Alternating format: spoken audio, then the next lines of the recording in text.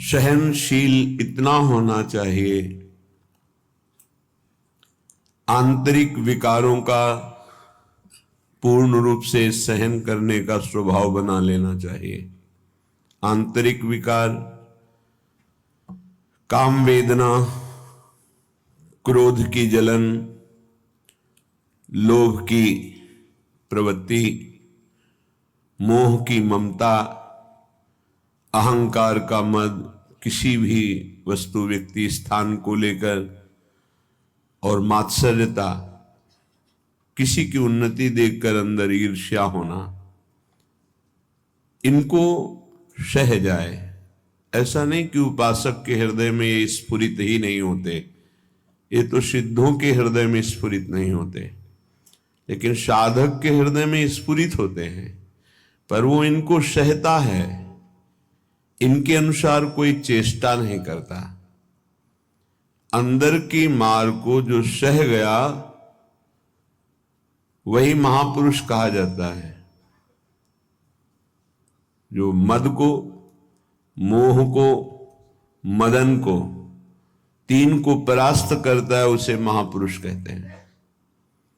कोई अहंकार नहीं, कोई भी काम कामना वासना नहीं, किसी से कोई मोह ममता नहीं, सब में अपने भगवान का स्वरूप देखकर सब जीवन शो प्रीति। मद, मदन, मोह विजयी वो महापुरुष। तो विजयी होने के लिए इनको सहा जाता है, बस इसी से आप जीत जाएंगे और ये हार जाएंगे। जिसने सहने का निश्चय कर लिया वही महाभागवत। सहत सहत बाढ़े भगति, उसके हृदय में भक्ति का प्रतिपल ऐसा स्वरूप बढ़ता रहता है कि वो अन्य का चिंतन करने की वृत्ति ही खो देता है, अनन्य चिंतन में डूबा रहता है। बाहरी कोई गाली दे, मारे, तिरस्कार करके निकाल दे, सह जाओ, सह जाओ, तुम पवित्र हो जाओगे, तुम महान बन जाओगे। ये संसारी पुरुष इसे नहीं समझ पाएंगे क्योंकि अहम है। कैसे सह जाऊं? वो हमको ऐसा बोलेगा, हम सह जाएंगे, फिर वो और बोलेगा, नहीं वो बोलने लायक नहीं रहेगा, आप सह जाओ। ये आपका सहनशीलता का स्वभाव ही उसको परास्त कर देगा। सबसे बड़ा बल क्षमा, और वही क्षमा उसका परिवर्तन कर देगी। नहीं परिवर्तन करने लायक है, दंड देने लायक है, तो उसका पतन भी हो जाएगा, बहुत बुरी तरह से नष्ट हो जाएगा वो। उमा क्षमा साप होते भारी, दोनों तरह की मार सह जाए वही महात्मा, चाहे गृहस्थ हो या विरक्त हो। तितिक्षा पहला लक्षण है भगवत प्राप्ति के उपासक का, सहन करना। इसे अंदर बैठा लिए,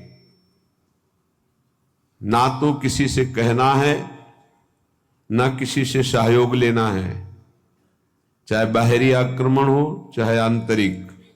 चुपचाप अपने आराध्य देव का विधान देखना है, बस आप जीत जाओगे माया पर। आप मन को अपने अधीन कर लेंगे, जो बहुत कठिन बात है। श्रीपाद प्रबोधानंद जी महाराज करुणा करके कह रहे हैं, अय उपासक, चांडाल स्वखरादिवद यदि जनाः कुर्वन्ति सर्वे तिरस्कारम दुर्विषहंच तेन नहि मे खेदस्तनीयानपि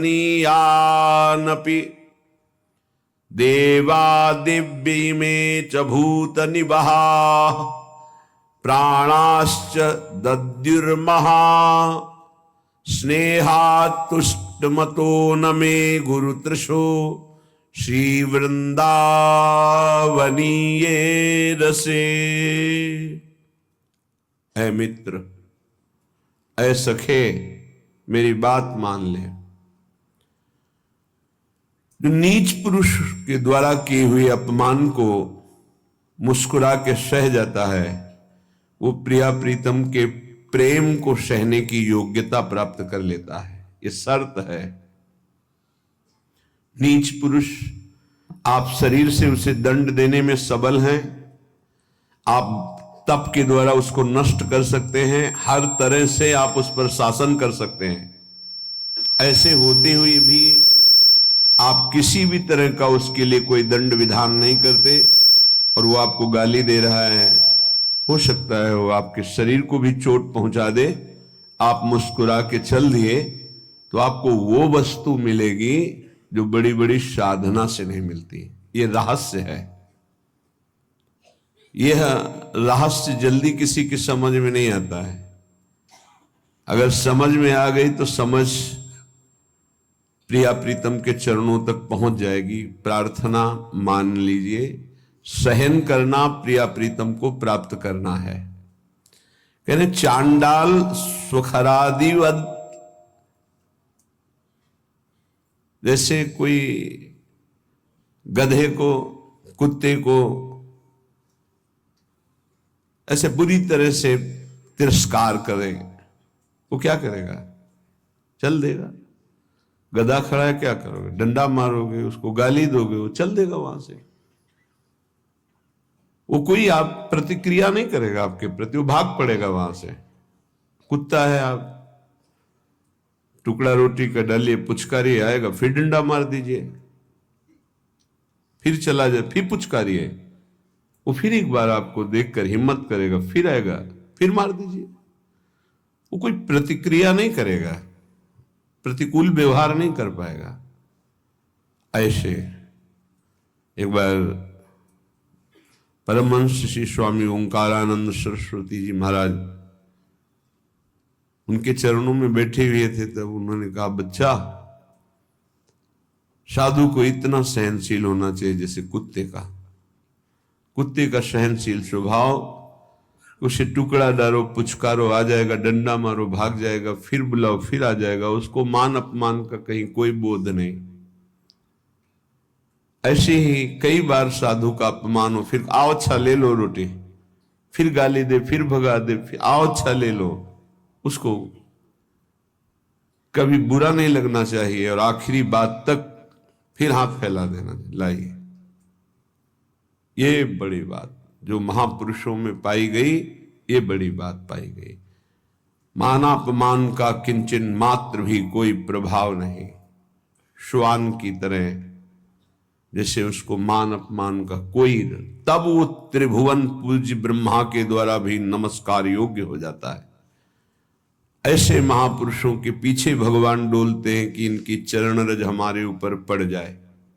स्वयं भगवान कहते हैं, मैं ऐसे भक्तों के पीछे डोलता हूं। निरपेक्षम मुनिम शांतम निर्वैरम सम दर्शनम अनुब्रजाम्य हम नित्यम पूरे त्यंगुरेणु भी। हे, बहुत बढ़िया अवसर है, सह जाओ। जब कर्म भोग आता है तो किसको गाली दोगे? सहते हो ना, तो एक कर्म भोग मानकर सह जाओ। अंदर विकार आवे तो सह जाओ, बाहर कोई अपमान करे, गाली दे तो सह जाओ। बहुत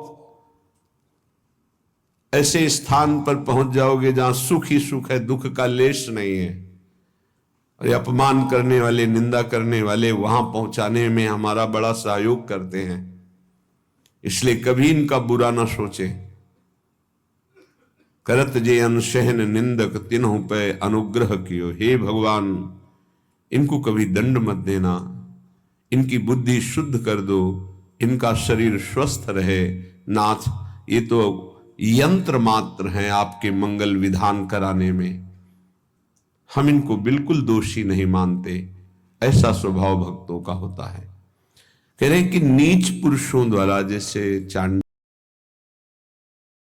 आदि हैं, चांडाल कहते हैं जो चतुर्वर्ण से रहित, जो मांस मदिरा व्यभिचार हिंसा इस तरह के आचरण करता है, उसे चांडाल कहते हैं। तो कुछ भी खा सकता है। शास्त्रों में कुत्ते का मांस खाने वाला, ऐसे नाना प्रकार के कुमार्गगामी प्रवृत्तियों में जो हर्षपूर्वक चलता है उसे चांडाल कहते हैं। ऐसों के द्वारा भी यदि इस तरह से अपमान किया जाए जैसे कुत्ते और गधे का, स्वखरादिवद यदि जना कुर्वन्ति सर्वे तिरस्कारम, यद्यपि दुर्विशहंच सहन करना ये साधारण पुरुषों की हिम्मत नहीं है, ये केवल महात्मा की हिम्मत है, दूसरे की ताकत नहीं। महात्मा किसी वेश का यहां संबोधन नहीं है, यहां गुणों का संबोधन है। वो गृहस्थ भी हो सकता है, वो स्त्री भी हो सकता है, वो पुरुष भी हो सकता है, बालक भी हो सकता है, जवान भी हो सकता है। ये बात धैर्यपूर्वक समझनी है। भगवान कृपा करते हैं, ऐसा अवसर देते हैं कि हमारा अपमान होता है। उस समय अपनी स्थिति को नापिए कि आप क्या है। यदि उस समय भगवान का मंगल विधान मान करके आप प्रसन्न मुद्रा में हैं, जोई जोई प्यारो करे सोई मुहि भावे, बस बात बन गई। देखना कुछ ही दिनों में आपकी भूमिका बदल जाएगी हृदय की, आपकी स्थिति अध्यात्म की ऊंचाई पर पहुंच जाएगी। खेदस्तनीयानपि, खेद भी नहीं होना चाहिए।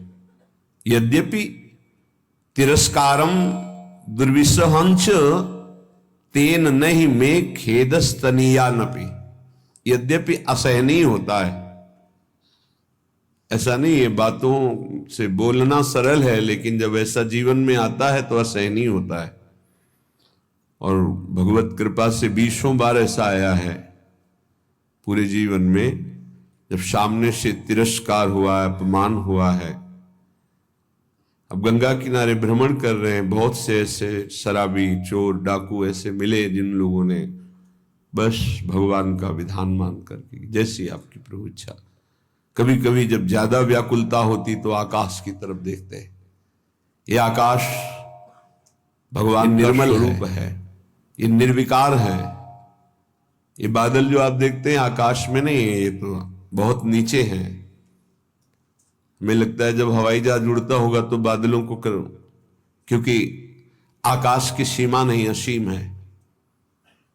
ऐसे ही आकाश को देखने से लगता है मेरे भगवान जैसे असीम और निर्विकार हैं, कहीं भी देखो आकाश मिलेगा। ऐसे ही भगवान अपने भक्त को असीम और निर्विकार बनाना चाहते हैं, शरीर की सीमा में नहीं रखना चाहते। बड़ा बल मिलता था आकाश से। जब कभी कोई विक्षेप पड़ता तो एकांत में आकाश की तरफ देखते, मानो भगवान उपदेश देते थे आकाश के रूप में। खेदस्तनीयानपि, खेद भी नहीं होना चाहिए कि हमने कोई अपराध तो किया नहीं, ऐसा क्यों? नहीं नहीं, भगवान का विधान है। मंगलमय भगवान का ये विधान है जो हमारी हृदय की भूमिका को बढ़ा रहा है। आप कहेंगे भगवान का विधान साधकों के साथ तो जाने दो, सिद्धों के साथ वो करते हैं।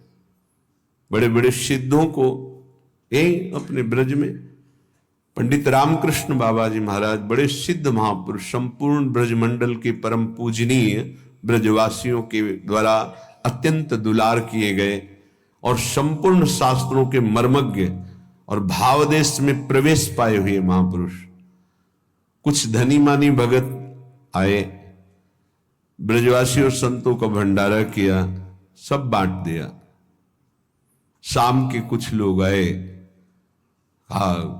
सुना था धनी मानी आए थे, क्या है लाओ मुझे।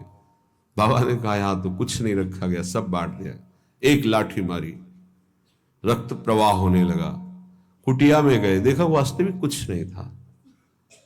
तो उनका अच्छा चोट लग गई, कहा कोई बात नहीं, कोई बात नहीं। अचले से बांध लिया सर। इतने सिद्ध महापुरुष, ऐसा प्रहार, रक्त स्राव होने लगा। बड़े बड़े संतों के जीवन में ऐसा देखा गया कि ऐसी घटनाएं घटती हैं, लेकिन वो गंभीर शांत भगवान का विधान मानते हैं। तो साधक को ऐसी परिस्थिति में भगवान में चित्तवृत्ति लगा लेनी चाहिए कि कोई मंगल विधान है जो हमारे पापों का शमन कर रहा है, जो हमें पवित्र कर रहा है, जो हमारी अध्यात्म की भूमिका को उठाने के लिए भगवान ने ये लीला रची है, सह जाना चाहिए। देवा देव्य इमे च भूत निवहा प्राणाश्च दद्युर्महास स्नेहास तुष्टमतो नमे गुरुतृषो श्री वृंदावनी ये रसे। वृंदावन में जितने वास करते हैं, चाहे वो पशु पक्षी हो, वृक्ष लता हो, या भगवान शिव गोपीश्वर के रूप में विराजमान, या जो भी देववृंद, व्यक्त अव्यक्त महापुरुष, मैं सबसे बहुत तृष्णाशील होकर के याचना करता हूं कि आप हमसे संतुष्ट हो जाएं और मुझे कभी किसी अपराध के कारण वृंदावन से बाहर ना निकाला जाए। ये वृंदावन का जो महायश है वो समापन की तरफ प्रार्थना कर रहे हैं। हे गोपीश्वर महादेव, हे समस्त खगमृग पशु पंछी, हे वृंदावन के व्यक्त अव्यक्त महापुरुषों, यदि मेरे से कोई अपराध बन गया हो या बन जाए तो यहां दंड दे देना, पर मुझे कभी यहां से निकालना नहीं, मुझे धाम से वंचित मत कर देना। मैं बहुत तृष्णाशील हूं, बहुत प्यास है हमारे अंदर प्रिया प्रीतम के प्रेम की, और वो केवल वृंदावन प्रेम समुद्र ही बुझा सकता है। इसलिए मुझे कभी अलग मत करना, कोई अपराध बन जाए तो मुझे यहां से निकालना मत। मेरे लिए और कोई संतोष विधान नहीं हो सकता। श्रीपाद कह रहे मुझे और कोई संतोष प्रदान नहीं कर सकता कि हमारे अंदर दिव्यता आ गई, सिद्धियां आ गई, संतुष्ट हो गया। नहीं नहीं, मुझे केवल वृंदावन चाहिए। ये तो प्रार्थना की, दो पंक्ति में उपदेश सहनशीलता का, दो पंक्ति में प्रार्थना, ये सबको करनी चाहिए। दो पंक्ति अपने आचरण में उतारने चाहिए, दो पंक्तियों की प्रार्थना करनी चाहिए। कई बार प्रार्थना में बताया है कि ऐसी प्रार्थना करके कि मन वचन कर्म से अगर कोई अपराध बन गया हो तो हे वृंदावन धाम, हे वृंदावन धाम के व्यक्त अव्यक्त महापुरुषों, जाने अनजाने में मन वाणी शरीर से जो कोई चेष्टा आपके विपरीत हुई हो क्षमा करना, और मुझे धाम की कृपा से कभी वंचित मत होने देना। आगे उपदेश कर रहे हैं।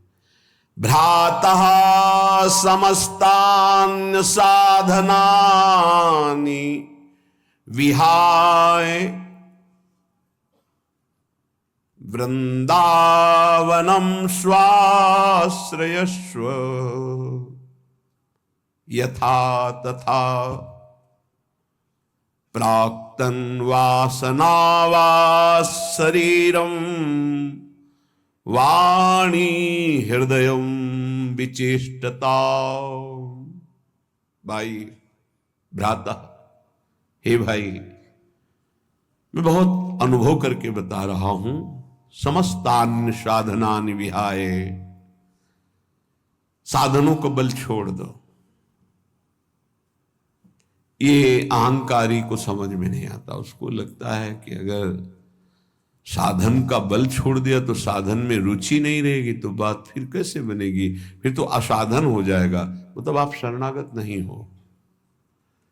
इष्ट का बल नहीं है, आपकी क्रियाओं का बल है। आप जिसे साधन कहते हो वो क्रिया बल है।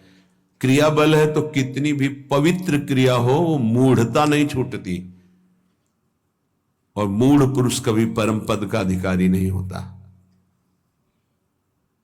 अहंकार विमूढ़ात्मा करता हमिति मन्यते, मैं ये करता हूं ऐसा भाव मूढ़ता को बनाए रखता है, और मूढ़ पुरुष कभी परम पद में आरूढ़ नहीं होता। तो क्या करे, साधन छोड़ दे? नहीं, साधन छोड़ने की बात नहीं कह रहे, साधन का आश्रय छोड़ने की बात कह। आश्रय भरोसा लाडली का, और उन्हीं की कृपा से साधन चल रहा है। सर्वेषु साधन वरेषु चिरम निराशा, हरिवंश महाप्रभु कहते हैं।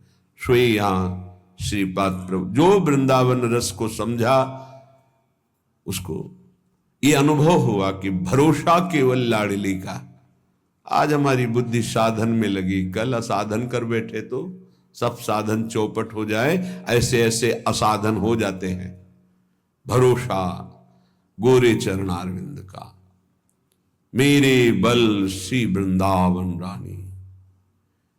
जाहि निरंतर मोहन सेवत बन विनोद सुखदानी, मेरे बल श्री वृंदावन।